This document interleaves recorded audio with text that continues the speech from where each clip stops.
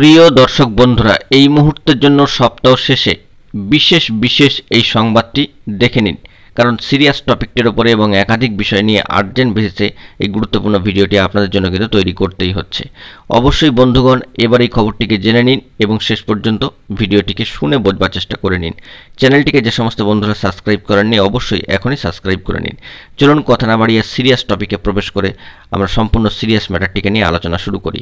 এই মুহূর্তে দাঁড়িয়ে অর্গানাইজার টিচার বা সংগঠক শিক্ষক রিলেটেড নিয়োগ প্রক্রিয়ার সঙ্গে যুক্ত যে সমস্ত চাকরিপ্রার্থী বন্ধু রয়েছেন তাদের জন্য বিশেষ সংবাদ।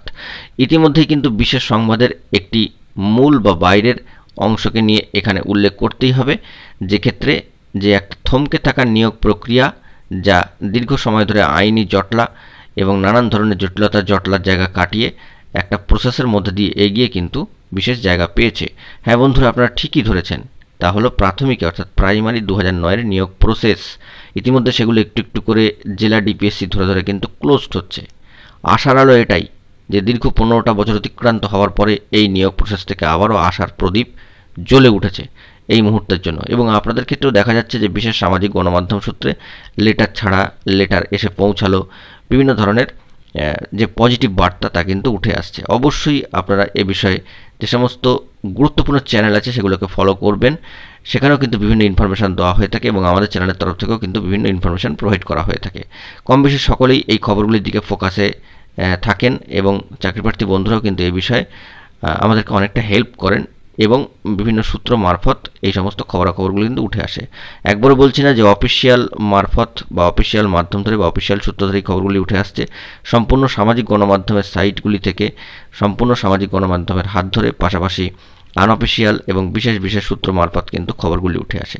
এই মুহূর্তে নিয়ে একটি বিশেষ সংবাদ এটাই যে দীর্ঘ 15 বছর আগের একটি রিক্রুটমেন্ট প্রসেস একটু করে কিন্তু ক্লোজড হয়ে যাচ্ছে নিয়োগের অর্ডার দিয়ে। মনে রাখবেন, নিয়োগের অর্ডার দিয়ে, অর্থাৎ যে প্রসেসটি দীর্ঘ সময় ধরে আইনি জটলার মধ্যে দিয়ে চলছিল। প্রাথমিকে সাউথ 24 পরগনা 2009, সেখানে হাওড়া জেলার প্রথমেই কিন্তু এক ধাপে কয়েকজনের কিন্তু চাকরি হয়ে গেল এবং নিয়োগের অর্ডার চলে এলো। অবশ্যই যে সমস্ত শূন্যপদ পড়ে রয়েছে তাতে সেই সমস্ত যোগ্য বঞ্চিত চাকরিপ্রার্থীকে চাকরি দিতে হবে।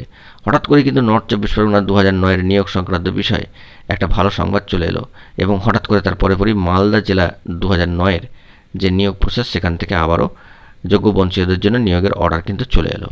বুঝতেই পারছেন, তিনটে জেলা, বেশ কয়েকশো প্রার্থী কিন্তু এর মধ্যে রয়েছেন। অবশ্যই বিষয়টাকে আপনারা খেয়াল করবেন এবং এর থেকে কিন্তু আপনারা কিন্তু মোটিভেটেড হয়ে উঠবেন। কারণ দেখুন, সপ্তাহ শেষে আপনাদেরকে একটি বিশেষ সংবাদ প্রোভাইড করছি যে দীর্ঘ এতগুলি বছর আইনি জটলা টানার পরে এবং বিভিন্ন টানাপোড়েন চলার পরে, বিভিন্ন ঘটনাবহুল পরিস্থিতির মধ্যে দিয়ে যাওয়ার পরেই এই বিশেষ জট কাটলো এবং নিয়োগে জোয়ার আসলো। অবশ্য জানিয়ে রাখি, এগুলো কিন্তু ডিপিএসসি থেকে বা ডিপিএসসি তৎপরতায় যে নিয়োগের প্রসেস সেখানকার। অবশ্যই সংগঠক শিক্ষক বা অর্গানাইজার টিচার রিলেটেড নিয়োগ প্রক্রিয়ার সঙ্গে যুক্ত চাকরিপ্রার্থী বন্ধুদের ক্ষেত্রে মাঝে মধ্যেই লেটার ছাড়া নিয়ে বা লেটার আসা নিয়ে বা কনফার্মেশন নিয়ে বিভিন্ন খবর উঠে আসছে। সেই দিকে আমরাও কিন্তু ফোকাসে রাখছি, আপনারাও বিষয়টাকে ফোকাস করবার চেষ্টা করুন এবং জেলা ডিপিএসসিতে 2009 ছাড়া আর কী বিষয়ে খবর আসছে সেইগুলো আপনারা নিজ জেলা ডিপিএসসিতে গিয়ে একটু কালেক্ট করবার চেষ্টা করবেন। আমরাও চেষ্টা করছি এই বিষয়ে বিভিন্ন সূত্র মারফত খবর সংগ্রহ করবার। সপ্তাহ শেষে বড় খবর উঠে আসছে বন্ধুগণ, জেনে রাখুন যে দীর্ঘ আইনি জটলা পেরিয়ে এবারে সাউথ 24 পরগনা 2009 মুক্তি পাবে কিনা তারও একটা নির্ধারক দিন কিন্তু সামনে আসতে চলেছে, আগামী সোমবার। হ্যাঁ বন্ধুরা, সোমবার দিন এই বিষয়ে কী নিয়ে তৎপরতা শুরু হয় বা মহামান্য কলকাতা হাইকোর্টের তরফ থেকে, সিঙ্গেল বেঞ্চের তরফ থেকে কী ধরনের বার্তা উঠে আসে সেটাও কিন্তু আমাদেরকে লক্ষ্য রাখতে হবে। কারণ এইগুলো এই কারণে লক্ষ্য রাখতে হবে, কারণ এগুলো হচ্ছে দীর্ঘ সময় ধরে আটকে থাকা একটা প্রসেস। প্যানেল প্রকাশিত হয়েছিল, বিভিন্ন ধরনের অভিযোগ উঠেছে, তারপরে আবারও যোগ্য বঞ্চিতরা কিন্তু চাকরি পাচ্ছেন। ঠিক আপনাদের মতোই একটি পেন্ডিং নিয়োগ প্রসেস দীর্ঘ সময় ধরে আটকে রয়েছে, অর্ডার রয়েছে নিয়োগের, অর্থাৎ নিয়োগ সংক্রান্ত বিষয়, কিন্তু দেখা যাচ্ছে যে একটা পেন্ডিং প্রসেসে মধ্যে এই বিষয়টি চলে গিয়েছে এবং সেখান থেকে তুলে আনার ক্ষেত্রে বেশ কিছু জটলা রয়েছে, সেগুলো কিন্তু কাটাতে হবে এবং তারপরে একটু করে পজিটিভ স্ট্যাটাস উঠে আসবে। আমরা এই মুহূর্তে দাঁড়িয়ে বিশেষ এই খবরটিকে দুটো খবরের মাঝখানে রেখে প্রোভাইড করলাম এই কারণেই, কারণ 2009 সাউথ 24 পরগনা 2009, নর্থ 24 পরগনা 2009, মালদা জেলা 2009 এবং হাওড়া জেলা 2009, এই সমস্ত নিয়োগ প্রসেসগুলি দেখলে আমাদেরকে কিছুটা হলেও কিন্তু মোটিভেটেড হতে হয়। আপনারাও কিন্তু মোটিভেটেড হয়ে যান, কারণ কিভাবে, কোথা থেকে, কখন খবর আসবে বা জেলা ডিপিএসসিতে এই বিষয়ে কখন কী তথ্য আসবে তা কিন্তু বলা মুশকিল সরাসরি। আমরা জানি না কি অফিসিয়ালি বা সরাসরি বলা মুশকিল। আপনাদেরকে এই বিষয়ে একটু অ্যাক্টিভ হয়ে কিন্তু খোঁজখবর চালাতে হবে। এই মুহূর্তে বলছি না যে লেটার সংক্রান্ত বিষয়ে বা লেটার ছাড়া সংক্রান্ত বিষয় বা লেটার তৈরি সংক্রান্ত বিষয়ে কোনো আপডেট রয়েছে। এটাই জানাতে চাইছি যে ধরনের নির্দেশগুলি এখন হচ্ছে মহামান্য কলকাতা হাইকোর্টের তরফ থেকে এবং নিয়োগ সংক্রান্ত যে সমস্ত অর্ডারগুলি আসছে তাকে দেখে এবং সেটিকে পাশে রেখে অবশ্যই আপনারা কিন্তু মোটিভেটেড হয়ে যান। কারণ কখন কোন দিক থেকে নিয়োগের একটা বার্তা চলে আসবে তখন কিন্তু আপনারা সঠিকভাবে স্টেপ বাই স্টেপ প্রসেসগুলি বুঝতে পারবেন না। তাই বন্ধুরা অবশ্যই একটু চেষ্টা করবেন আপনাদের সময় বার করে আপনাদের সময় মতো এই সমস্ত রেগুলার আপডেটগুলিকে ফলো করতে এবং বিভিন্ন গুরুত্বপূর্ণ তথ্যগুলিকে দেখে নিতে। তাহলে কিন্তু আপনাদের স্টেপ বাই স্টেপ বিভিন্ন বিষয়গুলি বুঝতে সুবিধা হবে। আমরা এটা বলছি না যে হঠাৎ করে নিয়োগের লেটার ছেড়ে দেওয়া হবে, এটাও বলছি না যে হঠাৎ করে কনফার্মেশন লেটার চলে আসবে, এটাও বলছি না হঠাৎ করে ইমেলে কোনো বার্তা চলে যাবে।